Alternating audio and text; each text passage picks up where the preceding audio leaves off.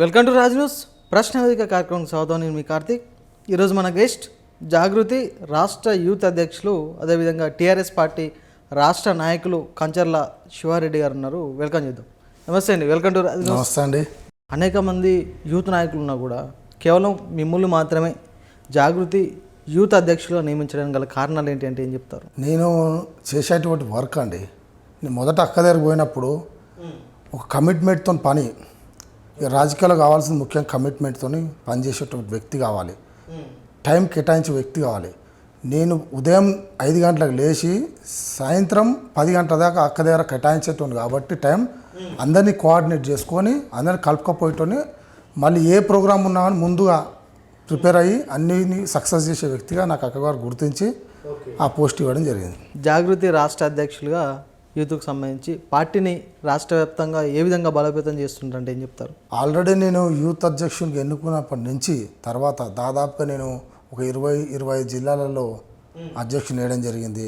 ఒక 25 జిల్లాలు తిరగడం జరిగింది. దాదాపు రాష్ట్రానికి 2 సార్లు మొత్తం కూడా 33 జిల్లాలు మొత్తం తిరిగిన. ప్రతి జిల్లాలలో క్యాడర్ని తయారు చేసుకున్నా.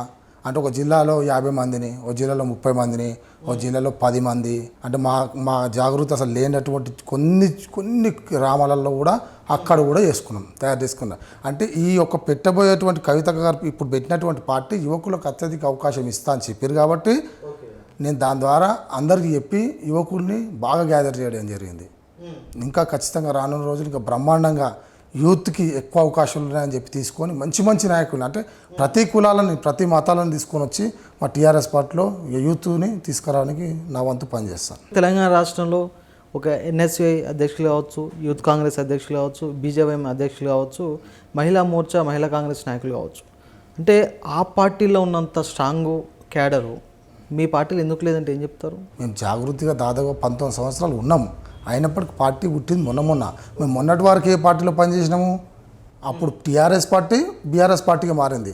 ఆ పార్టీలో పనిచేసినాం కాబట్టి మా క్యాడర్ అంతా అక్కడ ఉండే. తర్వాత కొంతమంది ఇక్కడ వచ్చినప్పుడు మేము ఎస్టాబ్లిష్ చేసుకుంటున్నాం. మేము మా అక్కగారు ఏం చెప్తారంటే పాత క్యాడర్ మనకు ఎవరు అవసరం లేదు, కొత్త వ్యక్తులను తీసుకొద్దాం, రాజకీయాలకు కొత్త వ్యక్తులను, వైట్ పేపర్ లాంటి వ్యక్తులను తీసుకొద్దాం, యంగ్ జనరేషన్ తీసుకొద్దాం, యంగ్ జెన్జీని తీసుకొచ్చి ఇక్కడ మనం పని చేయించుకుందాం, మనం అందరం తయారు చేద్దాం. గతంలో ఎన్టీఆర్ గారు ఎట్లయితే 40 సంవత్సరాల కింద తీసుకొచ్చిన లీడర్లు ఇప్పటికున్నారో దాని తర్వాత మళ్ళీ 20 సంవత్సరాల కింద వాళ్ళే నడిచినారు. ఇప్పుడు ఉన్నటువంటి తలసాని శ్రీనివాస్ యాదవ్ కావచ్చు, ఇంకా పెద్ద నాయకులు ఉన్నారు. మళ్ళీ మొన్న కేసీఆర్ గారు ఎట్లయితే తీసుకొచ్చినారో ఇప్పటికి 20 సంవత్సరాలు బల్కసమన్ లాంటి వాళ్ళు వాళ్ళే ఉన్నారు. ఇప్పుడు కవిత గారు మళ్ళీ ఇంకో జనరేషన్ తీసుకొద్దాం, మనం న్యూ జనరేషన్ తీసుకొచ్చి మళ్ళీ ఇంకొక 20-30 సంవత్సరాలు పనిచేయాలి తెలంగాణ కన్నా దిశగా అక్కగారు యంగ్ జనరేషన్కి అవకాశం ఇస్తారు. అట్లా పనిచేద్దామని చెప్పి కూడా మేము డిసైడ్ అయినాం. కల్వకుంట్ల కవిత గారికి మీకు ఉన్నటువంటి రాజకీయ అనుబంధం ఎలాంటిదంటే ఏం చెప్తారు? ఒక తమ్ముడుగా నన్ను దగ్గర తీసుకున్నారు. నేను ఏ పని చెప్పినా అక్క లైన్ దాటి ఏ పని కూడా నేను దాటి చేయనని ఒక నమ్మకము. తద్వారా ఏది చెప్పినా కానీ, అంటే మాకు రాత్రి 11 గంటలకు కూడా ఫోన్ వచ్చి ఇది చెయ్యండి అంటే ఇమ్మీడియట్లీ పొద్దున్నే మా సొంత పనులున్నా కానీ మా ఇంటి కుటుంబాలలో ఫంక్షన్లు అన్ని విడిచిపెట్టి పనిచేసే వ్యక్తిగా నాకు అక్కగారికి మంచి అనుబంధం ఉంది. ఎందుకు కంచర్ల శివారెడ్డి గారికి ఏ పార్టీలో కూడా నిలకడగా ఉండలేకపోయారంటే ఏం చెప్తారు? 2004 నుంచి 2014 దాకా నేను కాంగ్రెస్ పార్టీలో ఉన్నా. అంటే దాదాపు 10 సంవత్సరాలు ఉన్నా. నేను ఒక 2 సంవత్సరం వచ్చిపోయినాను కాదు. కాంగ్రెస్ పార్టీలో 10 సంవత్సరాలు ఉండి తర్వాత తెలంగాణ ఏర్పడ్డ తర్వాత టీఆర్ఎస్ పార్టీ వచ్చిన తర్వాత ఇక్కడ రాష్ట్రంలో అప్పుడు టీఆర్ఎస్ పార్టీలో జాయిన్ అయినాను. టీఆర్ఎస్ పార్టీలో జాయిన్ అయ్యి మళ్ళీ 10 సంవత్సరాలు పనిచేసినాం. మళ్ళీ దాదాపు 9 సంవత్సరాలు పనిచేసి కంటిన్యూగా ఇప్పుడు మేము కవిత గారి వర్గం కాబట్టి కవిత గారితో పాటు కంటిన్యూగా ఇట్లాగే ఉండిపోయినాం. అట్లా మేము ఏ పార్టీలో కూడా మేము పోయి ఒక 2 సంవత్సరాలకి బయటికి రావడం పోవడం అట్లా ఏం చేయలేదు. సుదీర్ఘంగా కాంగ్రెస్ పార్టీలో 10 సంవత్సరాలు ఉన్నాం, సుదీర్ఘంగా బీఆర్ఎస్ పార్టీలో 10 సంవత్సరాలు ఉన్నా, 9 సంవత్సరాలు ఉన్నా. ఇప్పుడు ఈ పార్టీలో నేను మారింది 2 పార్టీలు. అంటే ఈ పార్టీ మారాల్సి వచ్చింది. ఈ పార్టీలో ఎన్ని సంవత్సరాలు ఉంటారు? ఈ పార్టీలో లైఫ్ లాంగ్ ఉంటాం. ఎందుకున్నాం? పర్మనెంట్గా ఉంటాం కదా. మేము బీఆర్ఎస్ నుంచి మేము ఏం పోలేదు, మమ్మల్ని ఎలగొట్టారు కదా, ఎలగొడుతూ వచ్చినాం కదా. మేము ఆ పార్టీకి పని చేసుకుంటాం, విధేయుడు మేము పని చేసుకుంటూనే ఉన్నాం, మా అక్కగారు కానీ మేము కానీ. మనం ఎలగొడితే మేము ఏం చేయాలి, గత్యంతరం లేక ఆల్టర్నేట్గా మేము పార్టీ పెట్టుకొని బయటకు రావాల్సి వచ్చింది. అందుకని వచ్చినాక మేము ఇప్పుడు పార్టీలు మారే రకం అది కానే కాదు. ఏదైనా మాట ఉంటే అదే మాట ఉంటాం, అదే కమిట్మెంట్తో పనిచేసేటువంటి వ్యక్తులు మేము. ఎలాగొట్టిరని సెంటిమెంట్ రాజకీయాలు చేస్తారా? ఎలగొట్టిన సెంటిమెంట్ అంటే ఇప్పుడు ఎవరనగా అండి పిలుచుకుంటే ప్రేమతో పోతారు, కానీ ఎలగొడితే ఓడుంటారు. ఎవరికైనా ప్రతి తెలంగాణ రక్తం ఇది పౌరుషంతో ఉంటాం, బరాబర్ ఎలగొడితే ఓడుంటాడు. ఒకనొక సందర్భంలో వాళ్ళ కుటుంబం అంతా కలిసిపోతే మళ్ళా రేపు నాడు ఎన్నికలు కావచ్చు, ఇంకే వేరే ఎన్నికలు కావచ్చు, ఆ కుటుంబం అంతా మళ్ళీ కలిసిపోతే మీలాంటి నాయకుల పరిస్థితి ఎట్లా కలిసిపోతున్నా అని చెప్పిన మీకు చెప్పినారా? ఇది ఎట్లా కలిసిపోతారు? ఇది పాలిటిక్స్ అండి. తెలంగాణ సుదీర్ఘ శత్రువులు ఉండరు, సుదీర్ఘ మిత్రులు ఉండరు.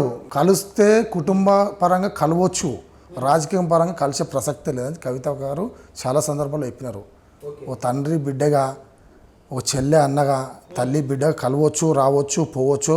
ఆ బంధాన్ని ఎవరు దింపలేరు, దేవుడిచ్చినట్టు బంధాన్ని. నాకైనా మీకైనా ఆ దానికి ఎవరు అడ్డుకోవడం లేదు. కలవచ్చు, రేపు కూడా కలవచ్చు. కానీ రాజకీయ పరంగా జరిగినటువంటి తెలంగాణ అన్యాయానికి గతంలో ఉన్నటువంటి టీఆర్ఎస్ పార్టీ, మళ్ళీ ఇప్పుడు ఉన్నటువంటి కాంగ్రెస్ పార్టీ, గతంలో బీఆర్ఎస్ పార్టీ, ఇప్పుడు కాంగ్రెస్ పార్టీ, రెండు పార్టీలు అన్యాయం జరిగింది కాబట్టి ఉద్యమకారులకు కావచ్చు అందరికీ వాళ్లకు న్యాయం చేయాలనే ఆలోచనతో ఈ బీఆర్ఎస్ పార్టీ వెలిసింది, కవితమ్మ గారు పెట్టారు. అందులో న్యాయం చేయాలని దిశగా మేము పోతున్నాం. జాగృతి రాష్ట్ర యూత్ అధ్యక్షులుగా కంచర్ల శివారెడ్డి గారు బాగా అహంకారంతో ఉంటారు, దురుసుగా ప్రవర్తిస్తారు, దురుసుగా మాట్లాడతారు కార్యకర్తలతోటి. అదేవిధంగా జాగృతిలో అందరి మధ్యలో చిచ్చులు పెడుతున్న ఆరోపణలు కూడా బలంగా వస్తున్నాయి మీ పైన. అసలు ఏం ప్రాబ్లం మీకు? దురుసుగా ప్రవర్తించాలనేది ఒక్కసారి మా కార్యకర్తలని నేను నాది ఒక గ్రూప్ ఉంది, దాంట్లో ఇస్తాను. ఒక 500-600 మంది మాకు రాష్ట్ర వ్యాప్తంగా యువ నాయకులు ఉంటారు. ఒక్కసారి ఒక మెసేజ్ మిమ్మల్ని యాడ్ చేస్తే అడగవచ్చు, దాంట్లో తెలుస్తుంది. నేను అగ్రెసివ్గా పనిచేయాలంట ప్రతి కార్యకర్త కూడా. అంటే ఇప్పుడు చెప్తే అహంకారంలో అగ్రెసివ్గా పనిచేయాలనుకో అని చెప్తా ప్రతి ఒక్కరికి. ఏమనంటే కమిట్మెంట్తో పనిచేయాలి. మీరు వస్తారు ఈ చోళ నుంచి నీ చోళ నుంచి ఇచ్చిపెట్టడం కాదు, ఏదైనా బాధ్యత చెప్తే నేను ఎట్లాగైతే నాది అనుకుని పనిచేస్తున్నాను టీఆర్ఎస్ పార్టీలో, మీరు కూడా బాధ్యత తీసుకొని పనిచేయాలని చెప్తా నేను. అంతే తప్పించి అందరు నాకు ఇంకోటి అహంకారం అనే వాట మీ నోటి నుంచి ఎవరైతే నాకు ఏం చెప్పలేదు కూడా. ఎవరు నా తమ్ముళ్ళని కొట్టుకుంటా, నా సొంత తమ్ముళ్ళు అరెత్తురు కొట్టుకుంటే తప్పేముంది? అందరు ఎందుకు కొడతా? నా సొంత తమ్ముళ్ళు పార్టీలో కూడా ఉన్నారు, వాళ్ళని అరెత్తురు కొడితే తప్పేముంది? మీ సొంత తమ్ముళ్ళు మీరు కూడా అనుకుంటారా? వాళ్ళు ఇంకా నాతో ఎంత సన్నిహితంగా ఉండాలని చూస్తారు. మా అన్న ఇలాంటి అన్న మాకు మంచి సొంత అన్నలాగా, రాత్రి 1 గంటలకు ఫోన్ చేస్తే కూడా నేను రెస్పాండ్ అవుతా వాళ్ళకు యాజ్ ఎ బ్రదర్గా. అట్లాంటి ఒక సొంత బ్లడ్ రిలేషన్ లాగా అనుకుని భావిస్తారు. అట్లాంటి వాళ్ళ మధ్య మనకు రాపు పెరిగినట్టు సహజంగా ఎరా తమ్ముడు అని సహజంగా తెలంగాణ భాషలో మాట్లాడుకుంటాం మనం, ఎరా తమ్ముడు అని. అట్లా మాట్లాడితే తప్పేముంది? వాళ్ళు యాక్సెప్ట్ చేయకపోతే కదా తప్పు. కానీ రాజకీయాల్లో ఇంత మాస్ ఉంటే నడుస్తుందా? 100% ఇప్పుడు జనరేషన్ కావాల్సిందే. ఇప్పుడు జనరేషన్లో ఇట్లా నాలాగానే ఉండాలని అంట. ప్రతి సాఫ్ట్గా ఉంటే యువకుల్ని వాడుకొని ఎలక్షన్ రాగానే పక్కకి వాడుకొని ఎలక్షన్ అయిపోయిన తర్వాత మళ్ళీ పక్కకు పంపిస్తారు. అందుకని నాలాంటి యువకులు రావాలి. ఈ తెలంగాణలో అవసరం ఉంది. ఎంతసేపు 60 సంవత్సరాలు 70 సంవత్సరాలు ఇంకా రాజకీయం చేసుకుంటే మరి నాలాంటి వాడు నేను 20 సంవత్సరాలు ఉన్నప్పుడు అదే పని అప్పుడే ఉన్నా, మళ్ళీ ఇప్పుడు 40 సంవత్సరాలకు వచ్చిన ఇంకా కార్యకర్తగా ఉండాలనా? కంచర్ల శివారెడ్డి గారు జాగృతి రంగారెడ్డి జిల్లా అధ్యక్షుని ఎందుకు కొట్టిరు, కొట్టిన దానికి అసలు మీ దగ్గర ఒక రాజకీయ నాయకునికి ఉండాల్సిన లక్షణాలు లేవని విమర్శలు వస్తున్నాయి. ఫస్ట్ ఆఫ్ ఆల్ కొట్టిందనే విషయం తప్పు, అది క్లియర్ చేసుకొని మీరు మాతో అడగండి. ఎందుకంటే కొట్టిందనే ఎవరు కొట్టలేదు. వాళ్ళు అక్కడ మొన్న ఏదైతే కవితమ్మ గారు పోయినటువంటి ప్రోగ్రాం, ఆ ప్రోగ్రాంలో అక్కడ కార్యకర్తలు తోపులాటలు చిన్న గొడవ అయింది. గొడవ అయితే పోయి నేను ఆపి ఇద్దరిని సర్దు మనిషి ఎక్కడొకరు అక్కడ పంపించాను. అంతే తప్పింది నేను కొట్టింది లేదు. నేను అన్నది ఇద్దరిని సర్దు మంది, ఇద్దరు కూడా శివారెడ్డి అని మీరు 2 కాబట్టి వాళ్ళు మంచి జరిగింది మాకు అని చెప్పి నాకు చెప్పారు. ఇక తర్వాత ఎగేసే వాళ్ళు వెనక నుంచి ఎగేసారు. తర్వాత వాళ్ళు నిజం తెలుసుకురు, ఏం జరిగిందని తెలుసుకొని రిలీజ్ అయ్యారు. నాకు అలా ఆ కొట్లాటలు నాకు ఎటువంటి సంబంధం లేదు. ఇద్దరు కొట్లాడుతుంటే నేను పోయి విడిపించిన అంతే. కంచర్ల శివారెడ్డి గారికి ఎస్సీ ఎస్టీ బీసీ మైనారిటీ ప్రజలంటే నచ్చరు, బాగా క్యాష్ ఫీలింగ్ ఉందని కూడా ప్రచారం జరుగుతుంది. అది కూడా 100% తప్పు. నా దగ్గర ఉన్నటువంటి డ్రైవరు ఎస్సీ 10 సంవత్సరాల నుంచి ఉంటుండు. నేను తింటే నాతో పాటు పక్కకు కూర్చొని అన్నం తింటాడు. వాడిని పిలిచి అడగచ్చు, బయటనే ఉండు, నువ్వు అన్నం ఏడ తింటావు బాబు, రోజు టిఫిన్ తెచ్చుకుంటావా, ఏడ తింటావు అంటే మా మీసా వాళ్ళనే చెప్తారు, క్లారిటీ ఇస్తారు నీకు. అదే రకంగా బీసీల కోసం నాకు ఒక ముద్ర ఉంది. కొంతమంది బీసీ నాయకులు ఇక్కడ ఉన్నటువంటి అడగండి మీరు ఏమంటారు అంటే బీసీల కోసం పోరాడేటువంటి రెడ్డి వ్యక్తి అని చెప్పి నన్ను ఎప్పుడు అంటుంటారు. అంటే మా దాంట్లో కూడా ఎక్కిరిస్తారు నన్ను, అరే రెడ్డి వా నువ్వు బీసీ వారాబై వాళ్ళ కోసం ఇప్పుడు వాళ్ళ కోసం కొట్లాడుతున్నాను. ఎందుకంటే ఒక ఎగ్జాంపుల్ తీసుకోవచ్చు, మన ప్రభుత్వం బీసీల మీద కరెక్ట్ సరైన నిర్ణయం తీసుకుపోయే వారికి మొన్న లాస్ట్ మంత్లో అప్పుడు నేను వెంటనే కాంగ్రెస్ దిమ్మలు పలగొట్టేసినాం మొత్తం ఎక్కడక్కడ. కాంగ్రెస్ ప్రభుత్వం వ్యతిరేకంగా ఉంది బీసీలకు అని చెప్పి కాంగ్రెస్ దిమ్మల్ని రాష్ట్రంలో మొట్టమొదటి పలగొట్టింది నేనే. నన్ను పలగొట్టేసి నేను అప్స్కాండింగ్ ఉండే ఆ రోజు. నాకు పెద్ద లెవెల్లో నన్ను ఒత్తిడి చేశారు నా మీద, ప్రెషర్ చేస్తే నేను 2 రోజులు కావాల్సిన అప్స్కాండింగ్ ఉన్నా నేను.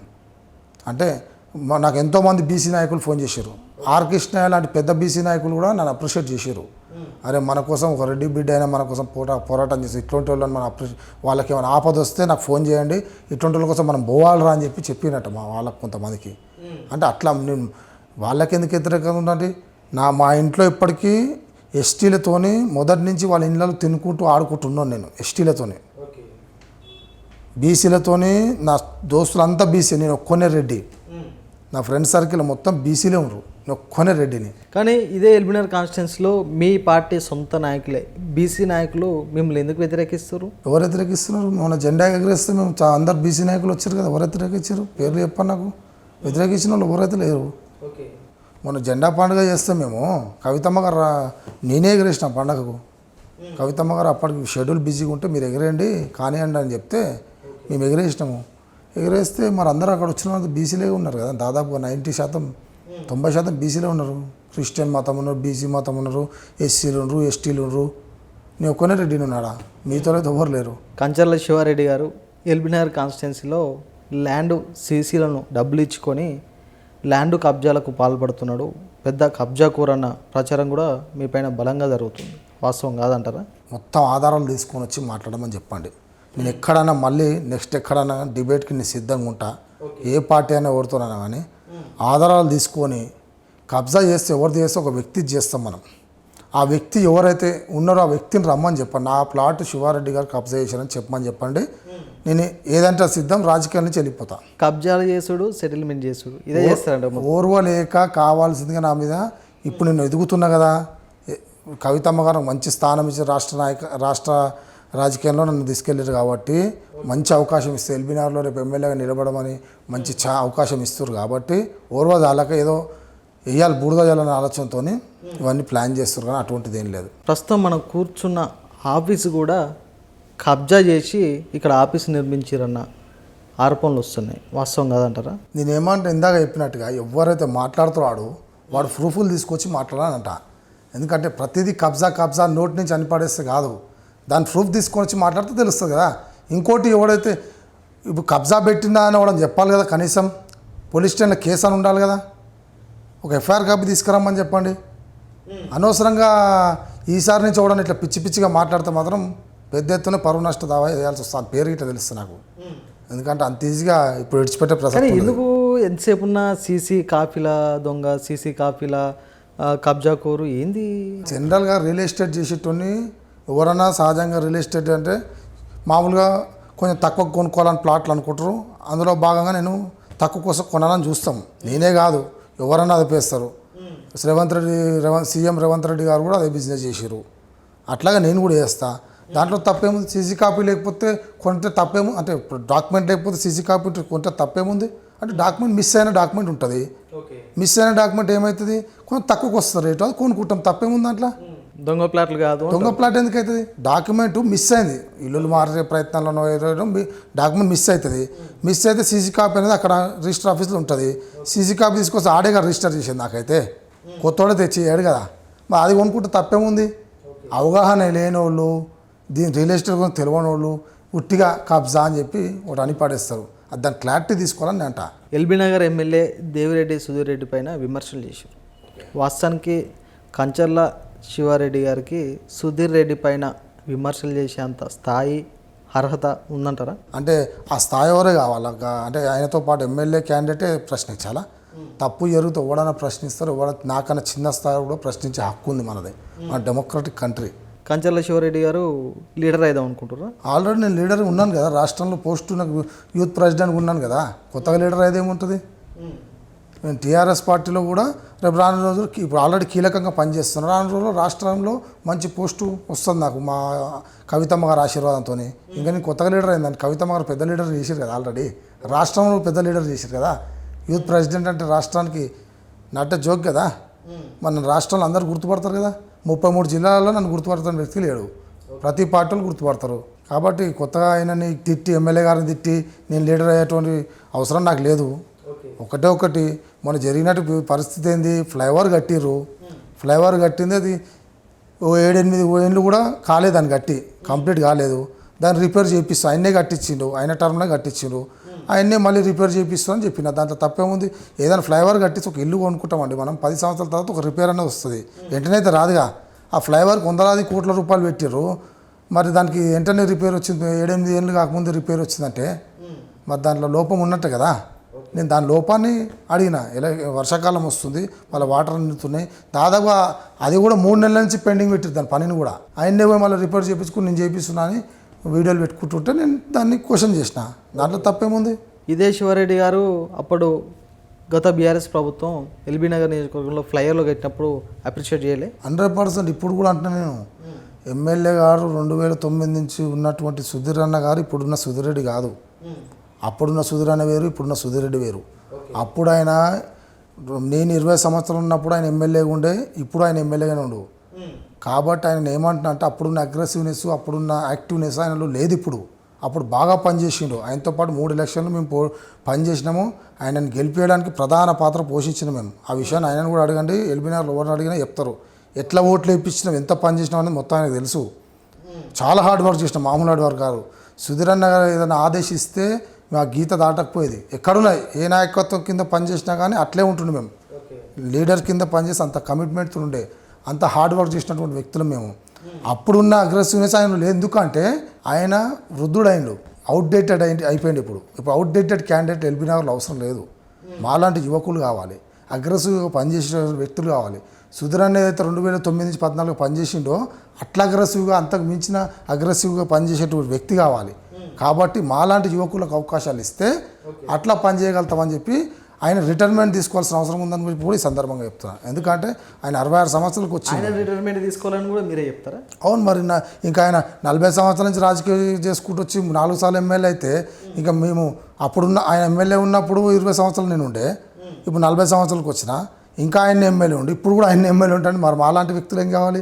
ఆయన కింద కనీసం నేను ఏమంటున్నా, 100% కదా ఎమ్మెల్యే కావద్దు, ఎమ్మెల్యేగానే ఎల్బీనగర్ ఎమ్మెల్యేగానే అవుతా. సుధీర్ రెడ్డిని ఢీకొట్టే సత్తా గెలుపు ఓటములు జాతీయ పార్టీలకే లేవు. అవునండి, గెలుపు ఓటము వేరు. సుధీర్ రెడ్డిని ఢీకొట్టే సత్తా ఎల్బీనగర్లో జాతీయ పార్టీలకే లేవు. డబ్బులు ఖర్చు పెట్టిన కాబట్టి గెలిచిండు, అట్లేం లేదు. మొన్న కొంచెం చిన్న ఛాన్స్లో మిస్ అయింది అంతే.